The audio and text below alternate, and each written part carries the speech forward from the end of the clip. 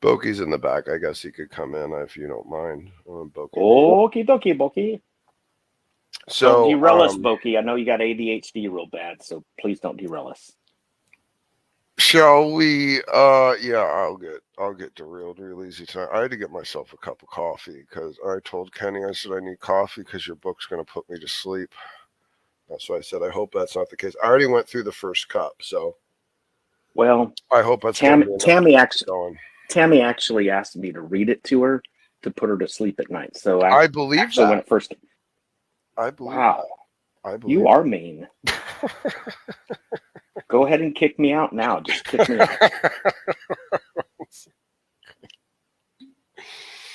So this is Kenny. When did you write this book, by the way? How old is this book? Let's see. Came out in 2015, February. Okay, so that's about 7 years ago. Okay, all right, interesting. Okay, all right, very good. Well, I wrote it in my late 20s. let's hope it's aged as well as Shayla, and let's see. We'll start getting into it. Don't make that comparison because it ain't gonna work. Okay. Chapter 5 is titled "The Existential Argument for the Existence of God, the Uncomposed Composer." Here's a quote from the author. God is That would be me. yes, Yeah. yes. Okay. Yeah. Just to make this We clear. got that. Yes. Please send money. Yeah, I think we got that. It says God is the sublime. God is the sublime, simple being, the uncomposed composer. And then we have a quote from C.S. Lewis. Says, "I felt in my bones that this universe does not explain itself." And then Cornelius Van Til. Why are you quoting a degenerate I'm so in your sorry. book? What's wrong? I had foreseen that I would need to make nice with Darth Dawkins if he You know what wanted to debate happened? me, so I stuck it in my book.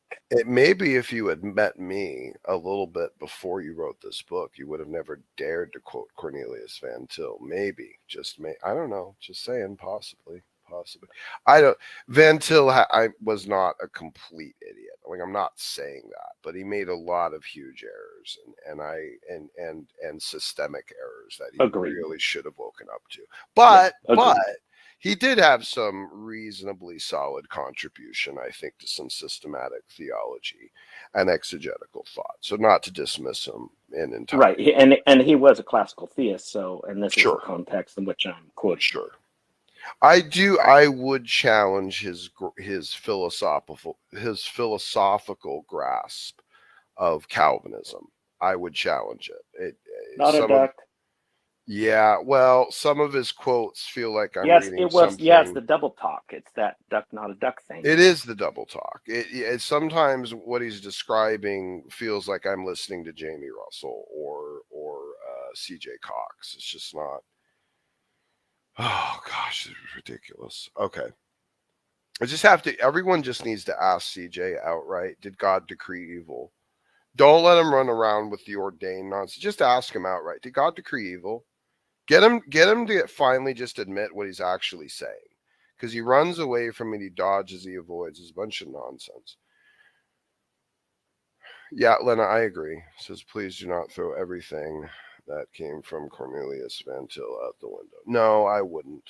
I wouldn't. Even my statements against the man were primarily hyperbolic in order to pull out Darth's obsessive idolatry to the man. Anyway, Cornelius. It's just his apologetic method. So yes, his I'm sorry, apologetic is absolute garbage. Okay. Says Cornelius Van Til says many confusions in the doctrine of God and many apologetic weaknesses could be avoided if God were understood first of all as being itself or as the ground of being. Being itself, that I like. The ground of being feels very overly connective in terms of reliance upon the effect having a contingency upon the effector or the source or something like that. I like the idea of being itself. yeah, Like it's that. analogical talk once again, but in the sense of ground, we might say the foundation, the source, the per se from which everything flows. So it's just simply the way of saying that if you're going to build a house, God's the foundation. There's no Right. other foundation. Sure, Is really that's fine. basically what that means. Yeah. Yeah, the essential ontological root. Yeah, that's fine. Nothing else really. I mean, at least for Cornelius Van Til, I would give him credit for that. There's not an ability to necessarily rationalize everything with a consistent alignment to confidence and truth, unless you have something to ground as an ontological standard, absolute, or universal of that which is truth, or a source of truth, even, or where truth could even come from in terms of an actual proposition. So there are things to it that Cornelius Van Til did delve into that were interesting.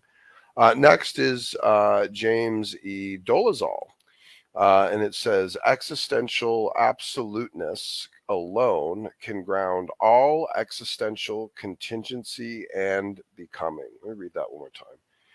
Existential absoluteness alone can ground all existential contingency and becoming. That would be in reference to divine simplicity. Mm, So we're saying existential in the sense of existence. right. So the absolute, the necessary, is what God is, really by definition, and of course by even investigation. That everything has to start or be grounded, as Plato says, in the one. So the one grounds the many. This is the philosophical principle. This is why we're looking for a gut theory, which means grand unified theory. So we're looking for the unity in the diversity of what we call a universe. A part. No, I'm not even going to mention his name. It just means unity and diversity. It doesn't mean a single spoken verse. I'm Mm. sorry, I did it. Kent Hovind, he's a nincompoop. I did it. Kent Hovind, he's a nincompoop. He thinks it means universe, a single spoken verse, and then he goes, "In the beginning, God created the heavens and earth." No, doesn't mean that. It's unity and diversity. It's the pursuit of e pluribus una, out of the many, one university. This uni and diversity, these multiple departments. We are there, liberal arts studies. Each department should, interact with the other department. It doesn't happen these days, but that's the idea. It's a university, unity and diversity. E pluribus unum. Out of the many, one. That's our nation. In God we trust. It's on our money. But this is a sound philosophical principle that dates back 2,500 years ago. Mm. Being, existence, and existence. The ancient pre Socratic philosopher Parmenides once said, whatever is, is. What would at first seem like an obvious proposition is one of the most basic principles of reality. This is what is known as the law of identity. This is what is known as the law of identity. B is B. The law of identity is an undeniable and self evident truth. It asserts that each thing is what it is and is not another thing. Concerning this principle, Aristotle stated that a thing is itself, and to ask why a thing is itself is just a meaningless inquiry. The meaningless character of this inquiry is rooted in the self-evident nature of the law of identity. A statement is self-evident if the predicate is reducible to the subject, as in I am myself. Once the terms are understood, it is evident that the statement is true and corresponds to reality. The Thomist scholar Reginald Garrigou Lagrange states that which is, and cannot simultaneously not be. The added negation in the preceding proposition is a declaration of the law of non-contradiction. B is not B. It is another undeniable and self-evident truth. It states that something cannot be and not be at the same time and in the same way. To be or not to be may be the question as expressed by Shakespeare, but the answer will never be being is and being is not at the same time and in the same way. To be is to exist, to be an individual, a primary substance. To be is to have being, and to be an existent being. Whatever is real and has real existence. That which is has real being, and not be is simply non being. It is nonetheless, it is nothingness. Nothingness, as Jonathan Edwards quipped, is what sleeping rocks dream of. Now, let me give you some context here. So, why am I laboring this point? Well, the law of identity and the law of non-contradiction are foundational to how we understand reality. Uh, it has been said that the law of non-contradiction is the creaturely side of the coin. So we start by seeing reality, and we know things by the law of non-contradiction. But God knows things by the law of identity. So I'm going to say, it's a positive versus a negative affirmation of reality. But these two principles, which are the laws of logic, throw in the law of the excluded middle, that grounds our epistemology. And here's where we must start. We have to start. And if we get this right, we're going to be able to walk to the absolute necessary, logically, ontologically, whatever else you want to call it, the necessity that God is. And I won't say too much because I'll give away the rest of where we're going. But this is really important. It sounds boring, but it's absolutely foundational from where our ground is to start the epistemology on our side. See, we see through a glass dimly. So we approach reality from the law of non-contradiction. I know that I'm not another, etc. So it can't be a hot and cold day at the same time and in the same way. That's the way I know reality. But God knows it positively because he knows the essences of everything perfectly. Beautiful. Okay, excellent. Well, continuing. The laws of identity and non contradiction are foundational for the discovery of truth and the knowledge of reality.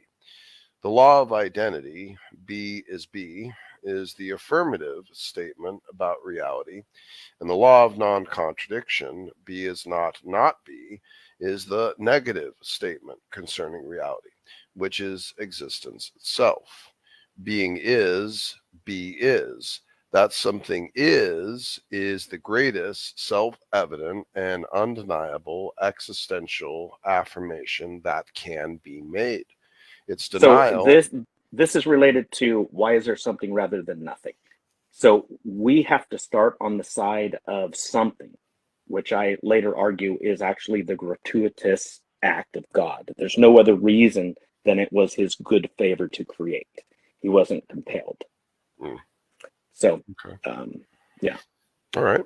Its denial is impossible because someone must be in order to deny anything, especially their own existence. It forces the discussion of reality into the realm of being. Why is there something rather than nothing? Nothingness cannot be discussed, defined, or imagined.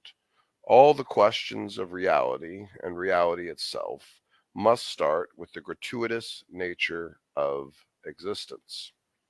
Now, let me pause there. What's very interesting is that in the same way that we have to define that which is pure being or pure actuality in an analogical sense, an analogical predication, if you noticed, I used analogy to describe nothingness because the moment I actually univocally try to define nothingness, I'm in absurdity.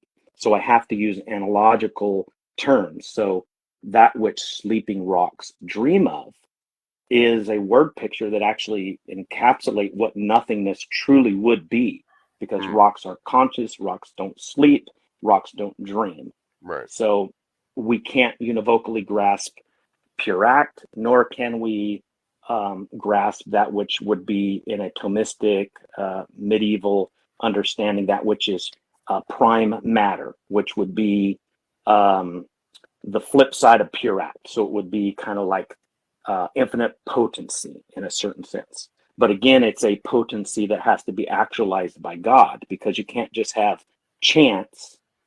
And this is a whole another issue. But even chance itself, because chance presupposes causation, chance is a mechanism of agency that has not hit its telos. So the atheist is really in a conundrum over this issue. That which is there's an important ontological thing to recognize in terms of the nature of, how can I put this? Um, Describing something that is primary and describing something that is dependent. Now, I can do it analogously, but let me try to be more specific. Um, Something that is primary, something that is independent, something that is not of any causal or contingent relationship with anything else, is able to have a essence, an ousios, a definition. It's in its primary state. Then there is something that is a condition of that primary, or an instantiation, or something that extends from that primary. It can't be defined. In fact, not only can it not be defined, it can't even exist without the primary. So it's necessarily dependent. A good example would be good and evil. Good is the primary, because that can be defined in an ousios and in existence. Existentially, it can be defined independently, what goodness is. Evil, however, can only be defined via negation or via the reference of good, which means it can't possibly be primary. It has to be secondary. The thing that can be recognized in its positive definition, not its definition via negation, but its positive definition, is going to be primary to any of the other things that are secondary that relate to it. And those things will generally necessarily need to be defined or recognized only in relationship to the primary. Now, this is important because God is the great primary. So everything is existentially dependent upon him, which means that when Christians define the world, and we are defining what things are, everything that we describe, everything that we talk about, is a form of analogous mirroring of something that flows from the primary agent, all of it, because all of it is ultimately dependent upon him. Without him, none of this exists. And without him, none of this has any real substance or meaning. It's putting him at the base, the ontological priority of absolutely everything. And in doing so, that is where we get the justification of that which does exist. It exists because God made it exist. He is the primary. Um, Now, an atheist is going to have to invoke generally a plurality of primaries that don't necessarily relate to each other and don't necessarily have any justification as to how they necessarily exist together. And the way to get away from that is to focus on the grounding of a singularity, or a primary, or an ultimate, something that sets the relationship, the metaphysical relationship between this plurality of things that seem to be universal and constant. And God is that thing. God is that being. So atheists challenging on the problem of good and evil remember and to challenge the atheist that they can't ever claim that evil is the primary, because they are incapable of defining it without reference to good. Generally, they can define good. They'll say well-being, being kind, showing love. They can give an independent, definition of that which is goodness. Even if it's just a vague summarization, it's still a positive, independent definition. However, then get them to define evil, and it'll always be the negation of good, not showing love, the opposite of not doing good. They'll always reference good to describe it. This is how you know it's secondary. It's ontologically secondary. It's dependent. It can't be the primary state. And as you cycle this backwards to what is a primary? Is this a primary or is this dependent? And you work it all the way back to the root, and you get to the necessity of a singularity, an absolute, and a constant that relates all of these things and grounds them together and gives a justification and meaning for all of it. Without that, nothing is justifiably existentially real or true. I find that interesting because I actually have a chart, table 9, that deals with these issues. It's actually way ahead of where we're going, but I deal with these things in my chart. It's page 157 for the one that's following along. Okay. The predication of being. So it's chapter 8. If you want to go there real quick before we, get back to it, but this might be a good time to talk about first level or first mode of being versus second level, second mode of being. Sure. Let me figure just real fast. Yeah, it's just chapter 8. What page am I? Well, wait, hold on. Well, make sure I don't lose where I'm at right now. Hold on. What is this? Page 1? I think I have a hyperlink. I'm not sure how 52. you're. Oh, yeah, 157. Page 157. Yeah. Okay. Yeah. I think you have the. Oh no, you have the. No, I just wanted to remember where I was before, because then it's the chart right after that. No, wait a minute. No, I think that's the end, right? Yeah, that's the end. You said 157, right? Oh, page 157. So it Kindle might be different. No, that's actually the end of the book. Go to chapter 8. You're just one chapter. Okay, chapter 8. One chapter or two chapters. Yeah. Let me go back to the top, and I'll do the hyperlink thing. Yeah. What are you viewing it in? It's your I'm Is it viewing the Kindle or I think PDF? It's the Kindle. It's the second Kindle edition. Yeah. Yeah, there's no page numbers on that one actually. I'm looking at the print. Well, I mean, the page numbers are up here, but it's not. Yeah, they probably don't reflect the print. But just chapter 8. Okay. There should be a hyperlink there soon. There we go. Yeah, or table 9 even, if you just want to click on that. Chapter 8's good too. Should be there in the table O contents. But... God's Son of Spirit, essence and existence. Yeah, it just click chapter 8 because it's only a couple. Yeah, it's only a couple pages. So scroll. Theology is a lie.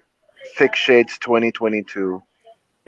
Keep on going. Next one, I do believe. We're getting close. It's in defining essence. Right there, you're real close. Ow. Good Lord. Okay. And there we go. This one? Okay. Yeah, there we go.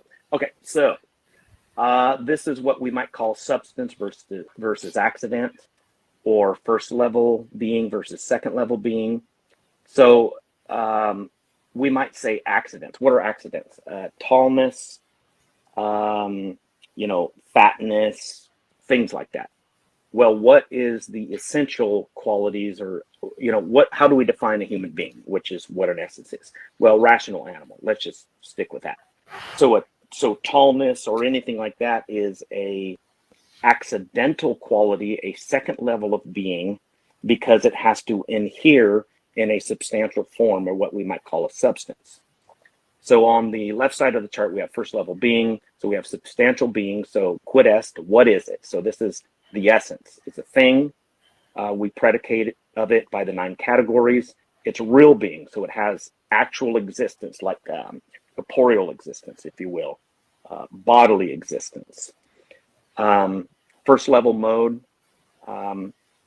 So it's what it is. It's the form, the essence, the quiddity.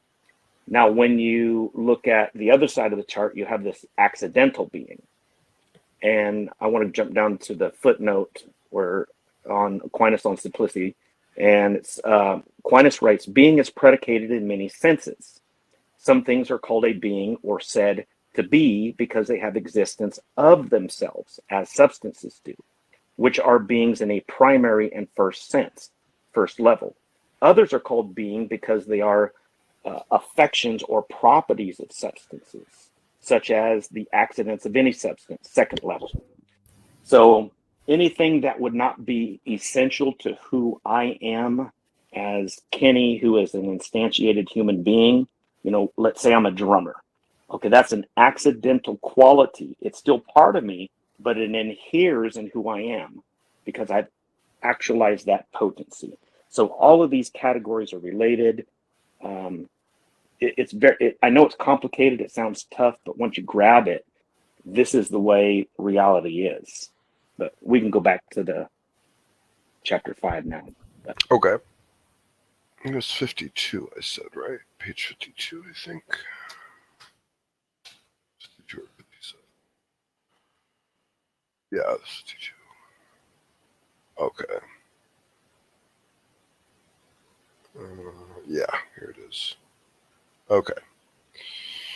So whatever is, and is not another, will inexorably lead to the one who is absolute necessary being, ens necessarium, one who is pure actuality, actus purus, and one who is subsistent, subsistent being itself, ipsum esse subsistens.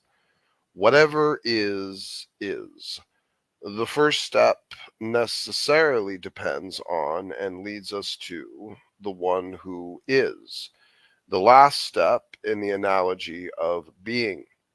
For without the one who is, there could never be being. Whatever is. Reginald Garrigou-Lagrange writes, and I quote, if we maintain the absolute necessity of this principle, identity, we find that the supreme reality is identified with being as A is identified with A. The supreme reality then is not becoming, is not creative evolution, but is being itself, ipsum esse, ever identical with itself, in whom alone is essence, essentia, identified with existence, esse. That is a definition of what divine simplicity is all about. Now, the interpretation of, or the implications is what is actually, that's where the disagreement lies. But as far as divine simplicity and that God has no accidental qualities, for example, if God was composed of righteousness, goodness, then those parts would have to precede him. And one grounds the many. So God absolutely has to be simple. There's no way of getting around it. We can't understand it. So everything has to be predicated of God essentially. So that is to say, Kenny has, let's say, goodness, but God is identified. His essence, who he is goodness. That's really hard for us to comprehend, but Right. It's all throughout Scripture. Divine simplicity is biblical. If you deny it, you're in serious trouble, because then you have God who's dependent upon something else for his existence, because who puts those parts of God together? So he either has parts or he doesn't. Mm. So the essentialness of his being simply being his being. Number one is the instantiation of any and all other being. So the grounding and the foundation is in being itself. Yeah, God is So, not even being in the sense of how we describe it. And let me explain it like this. So I have being, I have existence, but so does a rock. We both exist. right. What's different between me and a rock? It's the essence that's behind and what has actually been instantiated, what has been created or caused to exist. So this is, yeah, yeah, no, I get what you're saying. This is a primary being, while we are a secondary being. We are Yeah, a our existence is derived, but God has it essentially, because what his nature is life itself. It's to be. right. Okay. Okay. Interesting. Okay. Interesting. Yeah, that is an interesting way of thinking about it. Okay. Continuing. The concept. Hold on real Yeah. quick. I got a thought. Okay, so here's the issue, the problem with the ontological argument. And so I forget the name of the guy that comes back and he talks about the island, that he conceives of this necessarily existent island, et cetera, et cetera. Well, here's the problem. There's nothing within the definition of an island that would inform us that part of its nature is to be. That's where the mistake was in coming against Anselm's argument. The way, gosh, I forget what his name was. He was actually another Christian. Um, but and this is the ontological one. Let's see. Once we go by way of remotion back to divine simplicity, now we can understand a little bit more about the nature of our reality. So once we grasp that God is simple, then we can understand where we are in the nature of existence. And now I forgot where I was even going with it, but it's late. Yes, it is late. That's true. Yeah. Okay, continuing. The concept of being refers to what a thing is and that a thing is. What a thing is, essence, and that a thing is, existence, are distinct in creatures and things, but are identical in God. Now, this is This, the statement I started my debate with Matt Dillahunty with, and we got totally bogged down. right, right. Yeah, couldn't get his brain around the concept of essence. Says this is to say, I think he was just being contrarian. I think he just didn't want to let you get your argument out. I really think that's all it was. Says this is to say that there is no distinction between the essence and existence of God. God's essence is existence, or God essentially of his essence exists. The question, what is God and is God, does God exist, are answered in the same manner. He is. This profound truth was presupposed and served as the backdrop of God's self-revelation to Moses. The philosophical underpinnings of God's self-explanation are too significant to ignore. God revealed himself to Moses as I am that I am, Exodus 3:14. God revealed himself as the very ground of being. This means that God is existence or being himself, pure life and pure existence. He is the ground of being, the reason for all existent being. All things merely share in being. All that is only has being by participation, esse commune. They only partake or receive being, which is essentially possessed by God. It is also very important to say that God is not the superlative of our kind of being, even though we call him the greatest conceivable being. The being of God must be understood analogically. God is not the highest existent within esse commune, but God is being essentially and primarily, while creatures only have being in a derived or secondary sense. God does not share in being, he transcends and is the ground of all existent being. God is subsisting being itself. So this is like where a atheist comes and challenges us sometimes, and they'll say something really asinine and stupid like, does God have a mind? Does God have thoughts? Does God have a brain? They ask these types of things that require him to be directly one-to-one relatable with us. And like this can even be done, I think, in some ways if they want to attack the essence of being of God by too closely relating to us. When we talk about God as being, as Kenny just said, it's not the same thing like how we exist.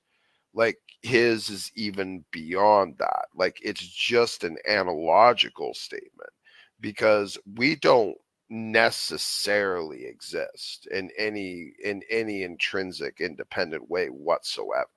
So you Right. can't. Existence is not ours essentially. Right. His is essential. It's necessary. It's absolute. It's unavoidable. There is, to our ontology, for it to even function, you cannot even conceive of nor allow for, because it's philosophically and theologically incoherent. You can't say a possible world is a universe without a God. It's an Exactly. incoherent, it's an It's the incoherent thing dumbest to thing say. I've ever heard. Exactly. Didn't But Craig say it? Craig said it, and Yeah, many that's dumb. atheist challengers have said it.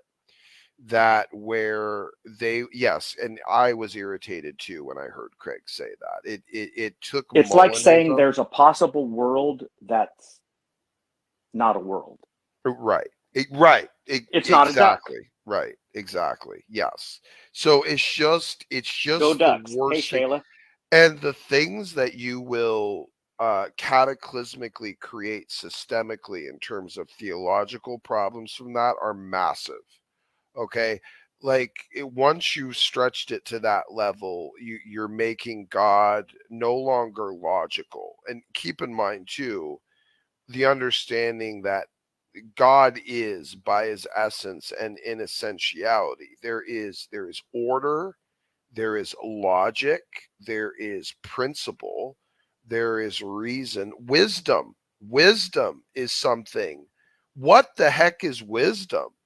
But it's directly related in essence of God as in being the primary and source of all, which means he is wisdom.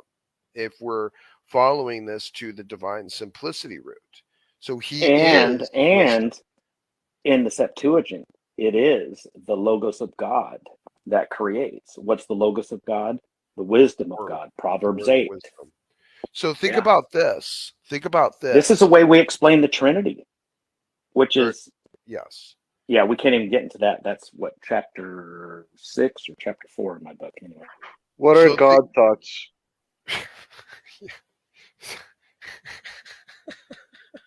Smokey, what are God thoughts? It's just I so finally under I finally understand. I Do finally you realize understand how now. stupid the inquiry is? It's like he's asking me, like, what does purple taste like? Like, it's like, it's like he just doesn't understand how stupid he's sounding because he's so theologically incompetent. Jay Styles is a moron. Anyway, Yeah. so, One more thing. I actually brought that out now because I now I got a grasp of this now. God doesn't have And an we're absolute actually in a very source good of the place to thought. stop here. So good. Yeah. This is good oh, to He is, are start we? yeah. Okay. chatting. Yeah. Yeah, I think we are, because it's pretty heavy. And I think it's really a good place to, Well, we can always explain. maybe even do a part two later Like or something like he that. isn't If you he guys want to doesn't join, hold on, Boki. I'm sorry. Let sure. me just tell people if they want to join. Links in the side chat. If you want to come in and say something, I don't know. If you There's could highlight Shayla's 10 people statement watching. about the guy who makes duck videos wrote this book. This is written by What's the same guy who's been making duck videos. This is a whole new side. to explain myself a little bit, because my thoughts are so like deep and serious, I have to enter into a world of childhood in order to like be sane. So you see the dichotomy of who I am in super, super deep, super serious, but then as goofy as I'll get out to the point that I'm irritating. Anyway. Sure. As I was saying, I finally I actually get this now. It's like whenever J Styles says something like, "What are God thoughts?" It's not that God has thoughts or thoughts come into his mind. He is the source of all thought.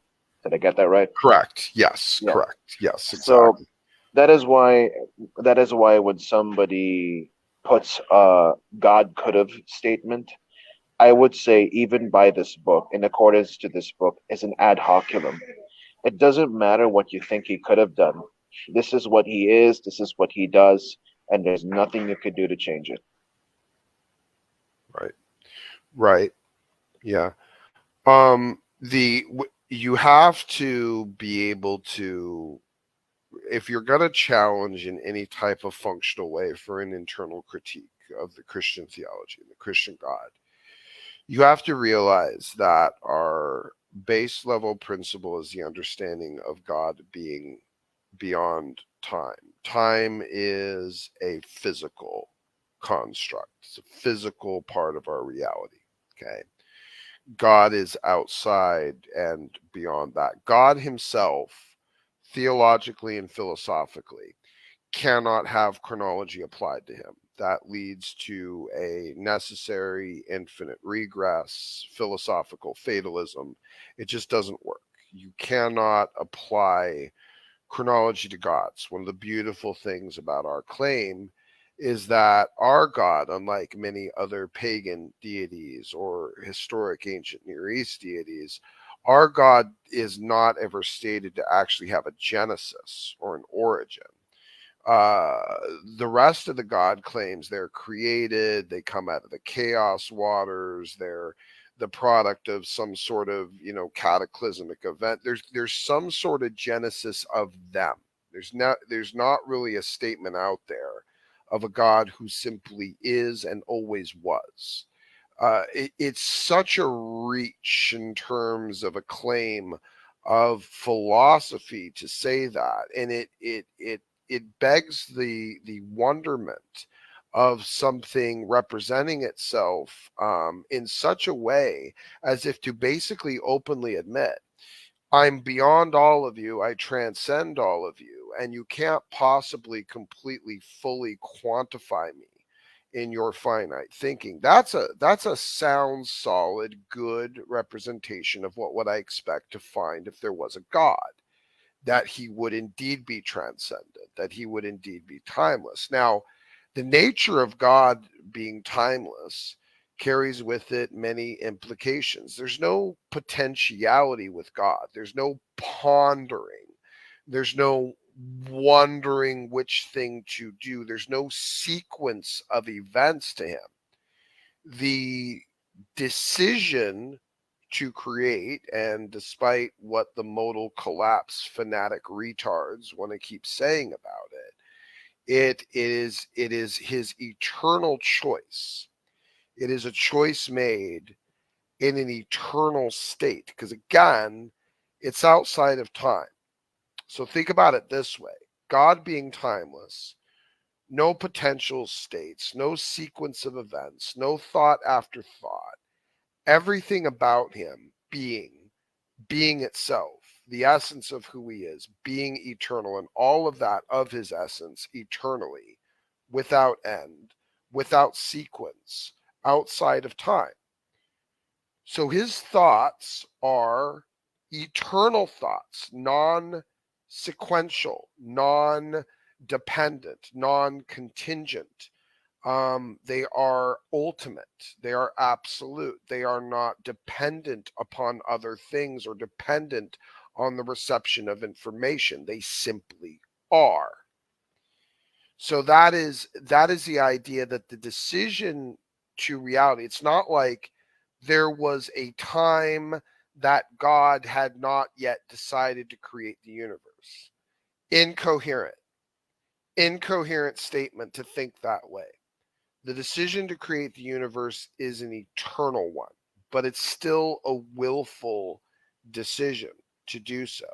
You can't take the chronology component of it and try to stretch that itself into modal collapse for God's free will. God's free will being expressed in eternal state is what diffuses their challenge, because they are requiring a very analytical, sequential, chronological conceptual of God. That's not the Christian God. That's a straw man God. That's not our God. So it's an invalid internal critique. They have to attribute the timelessness nature to him, and that his free will decisions are of an eternal state of affairs. There was never a time where he was thinking about creating or had not yet decided to create. These are incoherent statements for an eternal, timeless being. It always was intended of his free will to create reality. It was always known what decision he would make, how reality turned out. The lamb who was slain before the foundations of the world. You know, everything that happened, everything that occurred, everything that God would choose to do was already decided. And now I'm not going to take this to a Molinist approach yet. That's going to take it to a deeper layer, but let's just stick here for right now. But whatever reality manifests, whatever the secondary agents chose to manifest, and he knew what they would choose to manifest, his choices of what to do were already decided before anything was even created. Now, from a Molinist, I would say whichever line of that reality followed, and it could have followed the line where we actually did what we were told and chose to do right and follow the path of goodness. That was a potential reality. That's a possible reality, but we didn't. So God's decisions of what to do in that reality and God's decisions of what to do in this reality were all made before anything was ever created. Now that's Molinism. Kenny doesn't agree with that. So, but that was just my final little spin on that last tail end of it anyway. The rest of it he should agree with. So Well, I'm I just will proud of remember my apprentice. That's all I can say. beautiful. I'm proud of my You've senpai too. embraced the dark side, great. I'm proud of my senpai too. This is, this is the thing though, There you that go. if we can, if we can get even just the common Christians a little bit more well grasped with even these concepts, these perspectives, they will start to give all of the atheists a real serious run for their money.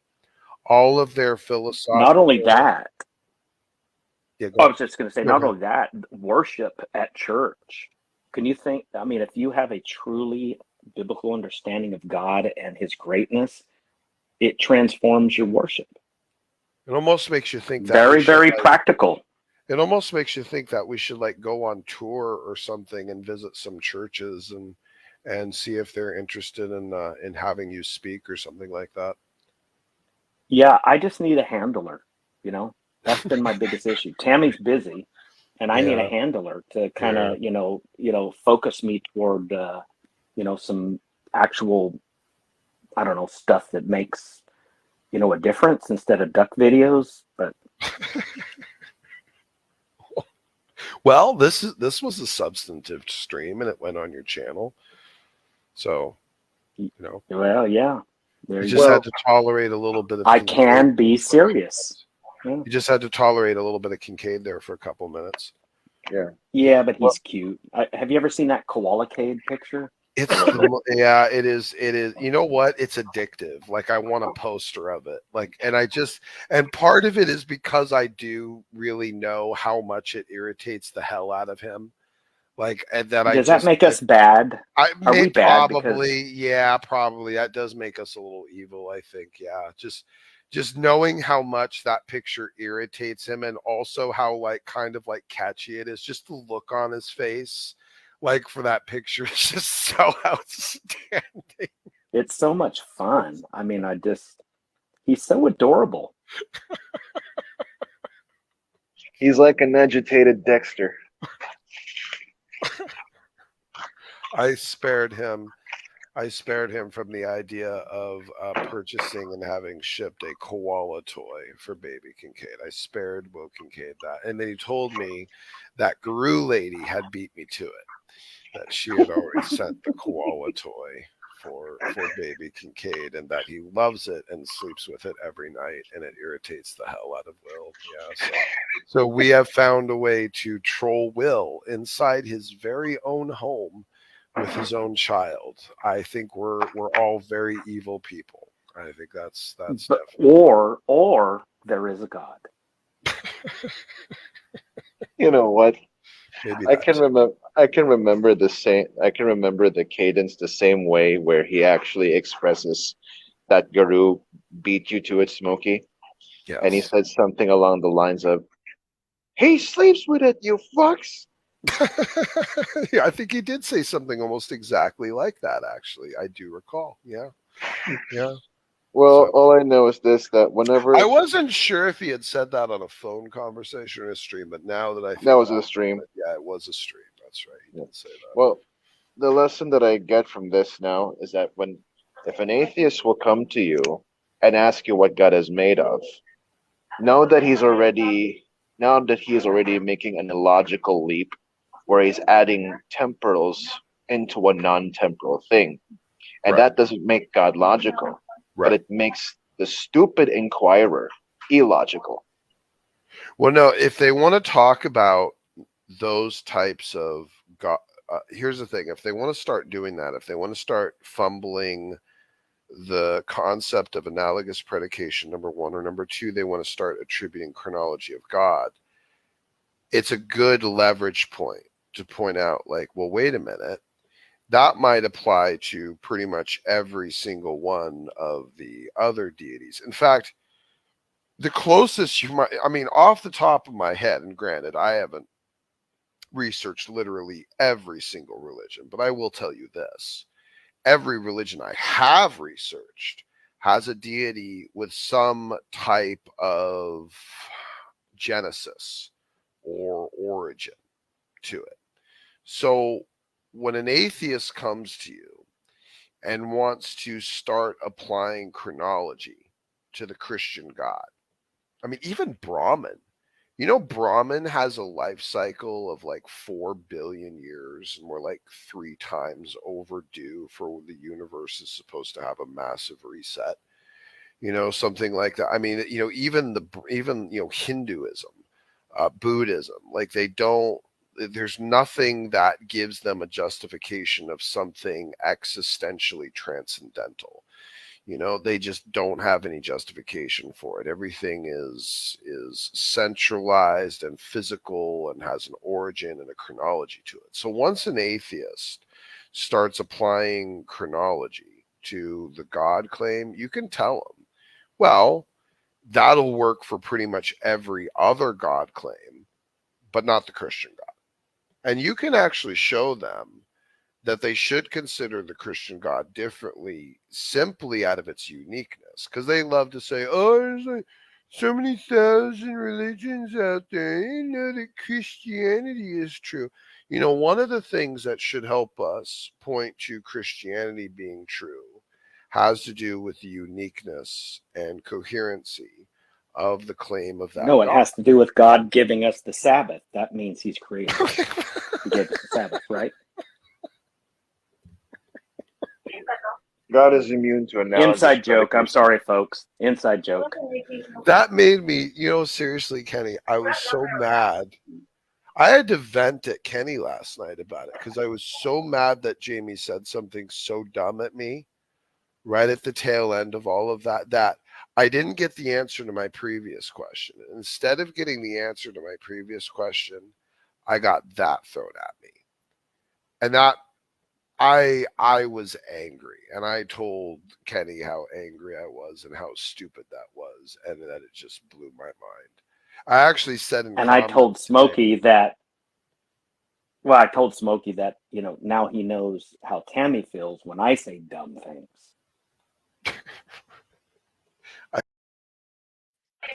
Well, I like to stick around, but I gotta go Sorry, into my this. earbud fell out there, but Yeah, I gotta get anyway, into go this ahead, Boki. office. I gotta get into this Zoom office meeting. But thank you guys for having me here. It was a pleasure. I really like what we've read and the points so far. And yeah, I guess this knowledge about God should also change our worship in a more practical sense. So yeah, because of who He Hey, is. Boki, could you say Yeah, that? Could you say that thing you said, like when Praise was um, reviewing my debate with Richard Carrier? You said that I was your favorite what? you're my favorite apologist and theologian. That's beautiful. That's what I said. God bless you. Yeah, that's You're beautiful. welcome. One more time. One more time. One But more time, please. yeah, at at this point, my I hear the friends, train a coming. Kenny Rhodes is my favorite Christian apologist by far, number one. And Smokey Saint is my best elder. And he teaches me how to curse without doing it bombastically. always with utility, always with utility. Of course. I've got a All little right. tear in my eye. Aw, don't be like that, kid. Anyway, I gotta join this He Zoom doesn't meeting get now. compliments often, so Oh, really? Yeah, Oh, look geez. who I live with. Yeah, Tammy. She's like Smokey. It's like no nonsense. Cut the crap, Kenny. You're stupid. Would you stop acting like an idiot? Would you take the garbage out? Like I said, before you forget, I have to tell you 100 times. I'm tired of it. Stop. Get that stupid smile off your face. Turn your disgusting rock music off and get in here and cook me some dinner. She's mean. Wow. Well, that can be mean too. But yeah, so I gotta get going. So yeah, thank you guys so much. I'm glad I found this community. It's actually useful to me. So yeah, glad to hear, thank you. Boki. God bless you both, guys. I hope that we get to do this again. Anytime, bro. Anytime. Right. Oh yeah. Yeah. Call God me. Yeah, bless you, call friend. me. Yeah. God bless you. Call me if you're horny, Smoke. Did you kick him out? No, he ran away. Praise the Lord. Ladies and gentlemen, let me just be very blunt. Smokey Saint is no saint, and he's probably going to be smoking in hell for what he's done to me. We had a program dedicated to reading chapter 5 of my book. And I thought we had a great time. I thought we were friends. I thought we were laughing. I thought we were having a great time. I mean, even Okie dokie boki dokie, he even told me I was his favorite apologist. I mean, I was teared up, sniffling. I was verklempt. I was touched. And I felt like I was touched by an angel since I was, on Smokey Saint, his program.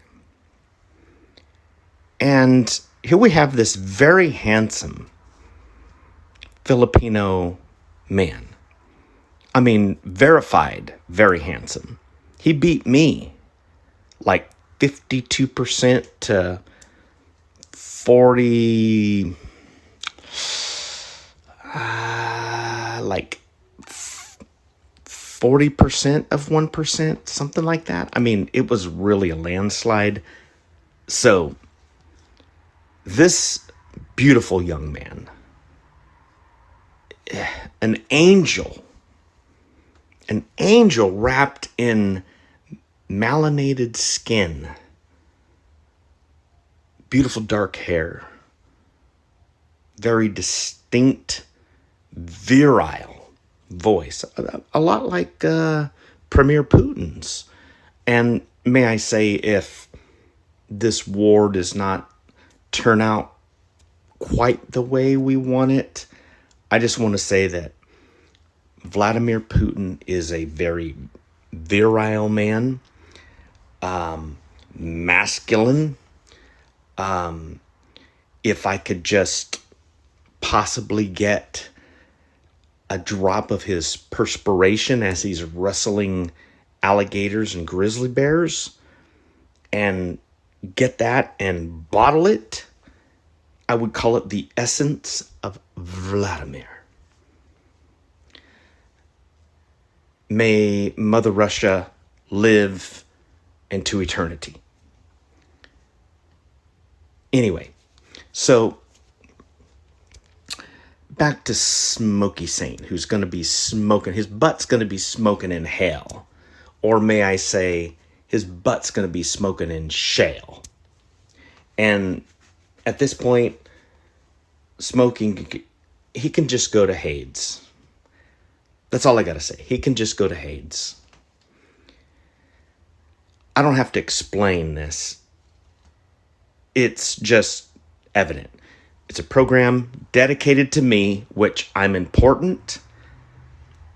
I mean, I've never had a program dedicated to me, but I tell you, in my mind, every day for 50 years, I've had a dedicated program in my mind that made me the center of the universe. And now I become the center of the universe. And look what happens. I Ready. believe the children are our future. God. Teach them. I can't even with it. He knows how to make me.